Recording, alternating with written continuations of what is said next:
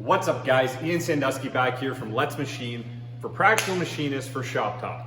Before we get started, make sure you like and subscribe below if you want to see more videos. Today we're going to be talking about the top 3 ways to get money from a customer that doesn't want to pay. Let's get into it.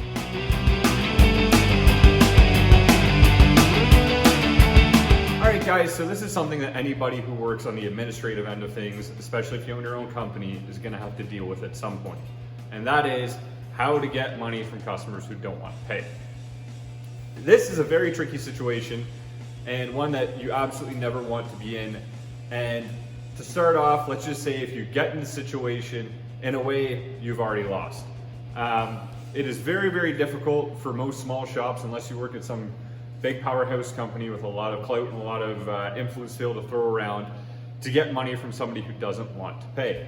So the first point, I guess, is make sure you screen your customers properly. Yes, you want to screen your customers the same way you would screen your employees. I can't tell you how many times when I was first starting on the quoting end of things, I would go and get in contact with other companies to see if they needed anything done, only to have it very, very narrowly avoid this kind of situation. And that's because I wasn't screening the kind of companies I was getting in touch with looking for work. Now, your number one screening tool is going to be a credit reference. Now, terms basically dictate here at my shop, first order is always COD. It doesn't matter to me whether that company is a giant conglomeration. It doesn't matter if that company is one guy, coming in to get something fixed. First order, I always push for COD. In my opinion, that kind of just sets the terms for the relationship in a good way. I know that I can trust when you come in, you're gonna have money. It's gonna make me feel a lot more comfortable, and that way we don't have I'm not dealing with somebody I don't know on a trust rated basis. Offering something like net 30 terms or net 45. Credit reference is what I use to switch to net 30 terms. And a credit reference is this. Typically it'll have all the banking info of the company, so basically their bank account information, and then I'll usually go for 3 or 4 references from other suppliers. So let's say they'll supply me with their steel supplier, they'll supply me with their insurance broker, whatever it may be, with phone numbers. And the other thing I'll ask for is, when I get in touch with them, I'll call and I'll ask, how much business has this company done with you in the last year? Has this company ever been delinquent on payments? How long does this company typically take to pay? Basically, I want to get a history for that company that I'm going to deal with, so I know what I'm walking into. Right off the bat, if a company says, yeah, you know what, these guys miss payments all the time, we actually have them on COD terms. What are they asking for, net 30? Then all of a sudden you'll know. I mean, you'd think that people wouldn't supply these kind of credit references. I will tell you that they do. It's funny, I don't know why somebody would. It'd be like giving, your enemy, listing your enemy as a reference on a job application. It's the same kind of thing, but people do it, so call those numbers. That's basically the first point, and your number one strategy to avoid getting customers that don't want to pay is screen them properly to begin with. Makes life very, very easy for you to avoid problems down the road.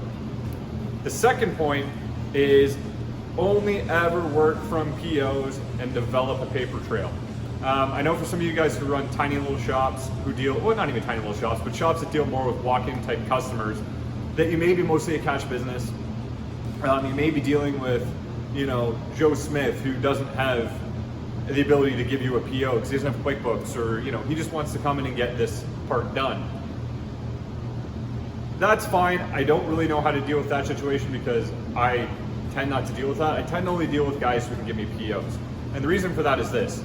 If you ever need to chase someone down for money, one of the biggest things they'll say is, that wasn't part of the agreement. Either we agreed that your tolerance on these parts was going to be plus minus 5 thou.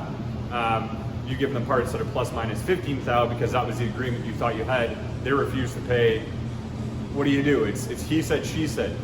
Basically, the paperwork is to avoid all that he said, she said.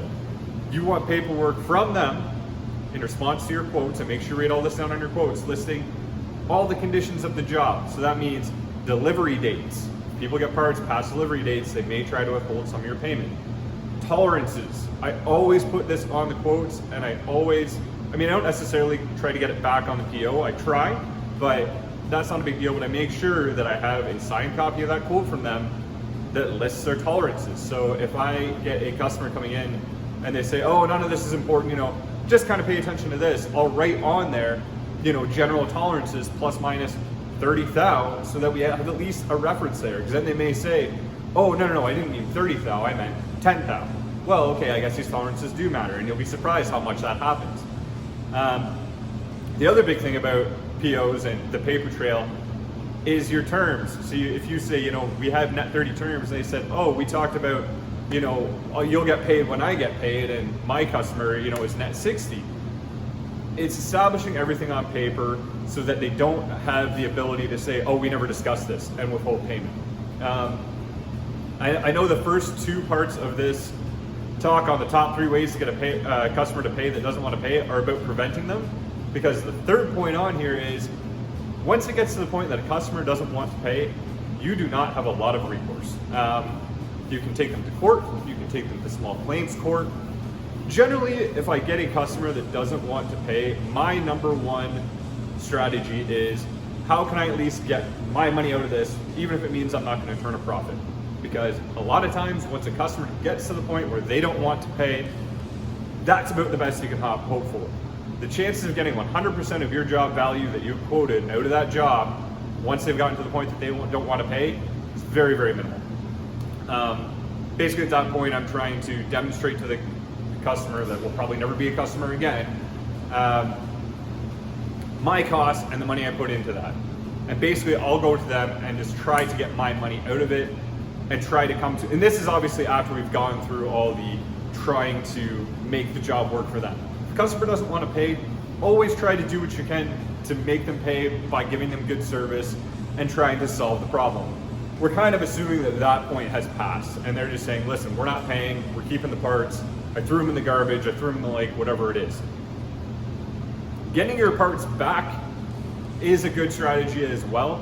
I've had customers many years ago who decided my parts were no good. I was of the opinion that they were just fine, but they weren't actively giving me back my parts. They were just refusing to pay. Of course, when I went to actually go pick up my parts, I showed up in a truck and said, no problem, guys, let me get these off your hand. We'll call our business finished. Sorry, it didn't work out. All of a sudden, half the parts weren't there. Obviously, the parts were fine if they're shipping them out, and we did end up talking it through, and they're no longer a customer because I won't deal with people that try to play games like that. But trying to get your parts back is a very good strategy, because then you know if it's genuinely a problem with your parts or if someone's playing a game with you. But at the end of the day, really all you can do is take them to court. Don't be a reference for them as a credit reference for anybody else. But if you get to the point where someone doesn't want to pay, you are essentially in damage control mode, and trying to get your money out of it so you don't suffer a loss, or at least a little of a loss as possible, is about the best you can hope for. Unfortunately, there is no magic code book where you can say these 5 words and call them at these times and they're gonna pay. So I hope this has been helpful, guys.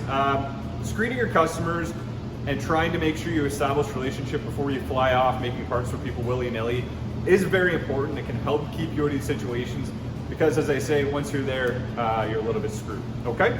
Thank you very much for watching, guys. Make sure you like and subscribe if you want to see more videos below. Again, if you want to see more videos with some of my content, you can find them here on Practical Machinist, or you can find them over on my channel at Let's Machine at youtube.com or youtube.com/Let's Machine. Okay? Thank you very much for watching, guys. You take care.